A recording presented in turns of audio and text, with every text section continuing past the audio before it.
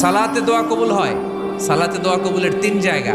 একটা হচ্ছে তাকবীরে তাহরিমার পরে আমরা সানা পড়ি না, আমরা তো একটা পড়ি।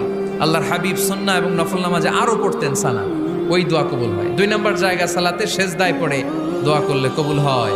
আকরাবু মা ইয়াকুনুল আবদু মির রাব্বিহি ওয়া হুয়া সাজিদ ফাকসিরু ফীহি দুআ। বান্দা যখন সেজদায় লুটিয়ে পড়ে, বান্দা আল্লাহর সবচেয়ে কাছে চলে যায়। তা কিন্তু বিশ্বনবী বলে সেজদাটা তোমার রবের কুদরতি পায়ের উপরে পড়েছে।